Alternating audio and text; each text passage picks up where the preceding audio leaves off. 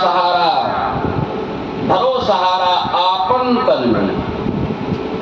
ये ब्रह्मनाद का जो सहारा मिलेगा तो केवल बाहरी सत्संग सुनने से नहीं, यहाँ भी बैठ करके सत्संग सुन लिए और कहीं जा करके वहाँ भी सत्संग सुन लिए, बरसों इस तरह जा रहे हैं आ रहे हैं तो आपको पता तक नहीं चलेगा कि असली क्या है।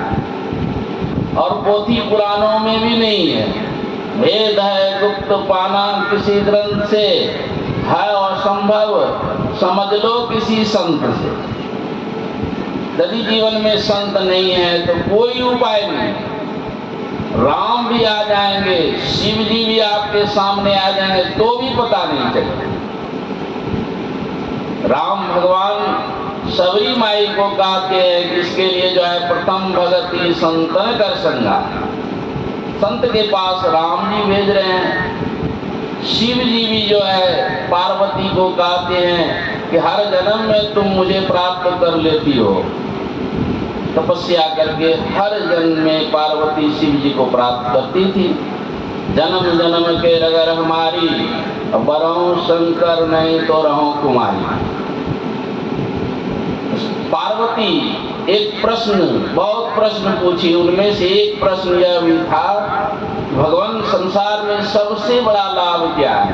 शिव जी सामने और उनसे प्रश्न कर रहे। शिव जी ने ये नहीं कहा हे पार्वती तुम हर जन्म में तपस्या करके मुझे प्राप्त कर लेती हो, इस यही सबसे बड़ा लाभ है। शिव जी ने ऐसा नहीं कहा। क्या कहते हैं शिव जी? गिरिजा संत समागम समलाभ न कछुआम।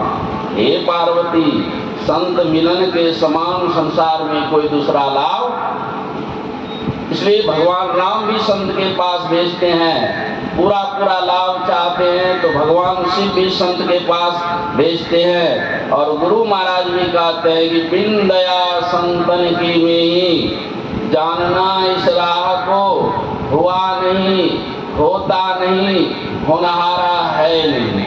अब संत की दया कब होगी? आप दया के पात्र बने, कृपा के पात्र बने, और कृपा पात्र बनने के लिए सबों को जो है भजन भेद लेना चाहिए और समय निकाल करके ध्यानाभ्यास करना चाहिए, त्रैकाल संध्या करनी चाहिए। और गुरु महाराज कहते थे कि जो भजन भेद नहीं लिया और जो लिए हैं दोनों में बड़ा अंतर है। गुरु महाराज कहते हैं यदि संतमत में दीक्षित नहीं होते तो करोड़ों जन्म भटकना पड़ता। अब दीक्षा ले लिए, केवल दीक्षा ले लिए, अब करोड़ जन्म भटकना नहीं पड़ेगा।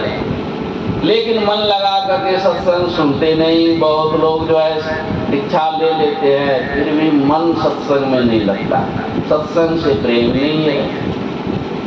विषयों में ही मन लागे, असत्संग से हटी भागे, मोको करो सौभागे, सत्संग में लगा दो। दीक्षा लेकर के हमारा सौभाग्य तो तब जगेगा जब हमारा मन सत्संग में लगेगा। इस तरह सत्संग में जिनका मन लगता है तो धीरे धीरे वे पापों से मुक्त हो जाते। गुरु महाराज ये भी कहते थे जिनका मन सत्संग में आने से कतराता है, सुन लिया कि वहाँ सत्संग हो रहा है फिर भी कोई बहाना बना लिया, मन कतरा गया, सत्संग में जाने की इच्छा नहीं हुई, तो गुरु महाराज कहते थे कि उनका मन अवश्य पापी है। पाप के कारण सत्संग में वह मन आना चाहता ही नहीं है। और गुरु महाराज ये भी कहते थे कि जिनका मन सत्संग में आने के लिए छटपट करता है, सुना जान लिया कि सत्संग हो रहा है, एकदम मन में बेचैनी, कब मैं सत्संग में जाऊं, कब मैं सत्संग में जाऊं। किसी कारण से वे नहीं भी आ पाते, लेकिन मन जो छटपट करता है सत्संग में आने के लिए, कहते हैं उनका मन एकदम निष्पाप है। पापी का मन कभी भी सत्संग में आने के लिए छटपट नहीं करेगा। वे धर्मात्मा है, पुण्यात्मा है, जिनका मन सत्संग में आने के लिए लायक रहता है, तरसते रहता है, रोज रोज सत्संग यदि मिलता रहे तो आप जो है गहराई में जाएंगे, असलियत में जाएंगे। जिन ढूंढा तिन पाया, गहरे पानी पे मैं गौरा डूबंदरी रही किनारे पे। कवि सुन रहे थे, लाई चारी पल चतनु साधु समाज प्रयाग। इस मंच पर देख रहे हैं कितने साधु हैं, समाज, साधु समाज। तो तुलसीदास जी कहते हैं यही प्रयाग है। ट्रेन पकड़ करके प्रयाग नहीं जाने की जरूरत है, यही असली प्रयाग है। कोई ट्रेन पकड़ करके इलाहाबाद गए होंगे, उस प्रयाग में स्नान किए होंगे। गंगा जमुना सरस्वती का मिलन स्थान लोग बताते हैं, लेकिन दरअसल में वहाँ गंगा जमुना की धारा है, सरस्वती की धारा वहाँ नहीं। शास्त्रों में लिखा है, लेकिन सरस्वती की धारा वहाँ नहीं है। गंगा की धारा में पानी है, जमुना की धारा में पानी है, लेकिन सरस्वती की धारा में पानी नहीं बहते, कोई तरल पदार्थ भी नहीं बहता है। सरस्वती की धारा में दिन रात अमृत बहते। तो मनुष्य शरीर जो मिला है, केवल इतना ही बात सुन लीजिए कि मनुष्य शरीर जो मिला है केवल सरस्वती की धारा में डुबकी लगाने के लिए। दुनिया में आप धन कमाइए या नहीं कमाइए, पद प्रतिष्ठा कमाइए या नहीं कमाइए, दुनिया में कोई काम आपसे हो या नहीं हो, केवल आप सरस्वती की धारा में डुबकी लगा लेते हैं, आपका जीवन सफल हो, आपकी जीत हो जाएगी। और यदि सरस्वती की धारा में डुबकी लगाए बगैर आपका प्राण छूट गया, आप अधोगति में चले जाएंगे, दुर्गति में चले जाएंगे, आपके जीवन की हार हो जाएगी। तो गोस्वामी तुलसीदास जी महाराज कहते हैं, इस सत्संग में, इस साधु समाज प्रयाग में तीनों धाराएं बहती है। इस सत्संग में गंगा की भी धारा बहती है, इस सत्संग में जमुना की भी धारा बहती है, और इस सत्संग में सरस्वती की भी धारा बहती है।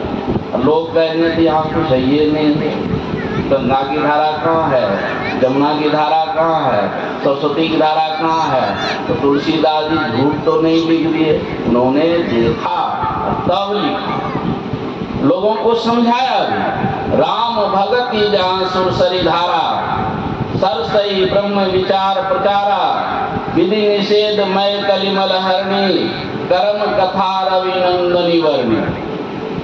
देखिए इसी चौपाई में बताते हैं कि इस सत्संग में जो है गंगा की धारा क्या है, राम कथा सुरसरी धारा। सत्संग में आते हैं तो कुछ कथा सुनने के लिए मिलती है, भगवान की लीला का प्रसंग कथा जो सुनते हैं, सगुण भक्ति की चर्चा जो हम लोग सुनते हैं। तुलसीदास जी समझा रहे हैं कि मानो आप अभी गंगा की धारा में स्नान करते हो, और दुनिया में जहाँ भी सत्संग होता है, कोई भी मत है, कोई भी धर्म है, हर मत हर धर्म में कथा होती है, उस कथा को यदि आप सुनते हैं तो सोचिए कि हम गंगा में स्नान कर रहे हैं। फिर कहते हैं, विधि निषेध मय कलिमल हरणी, कर्म कथा रविनंदनी वर्णी। हर सत्संग में कर्तव्य और अकर्तव्य का ज्ञान दिया जाता है। तो मनुष्य को ये कर्म करना चाहिए, मनुष्य को ये कर्म नहीं करना चाहिए। यही है विधि निषेध मय कलिमल हरणी, कर्म कथा रवि नंदनी वर्णी। रवि कहते हैं सूर्य को, नंदनी कहते हैं पुत्री को, सूर्य पुत्री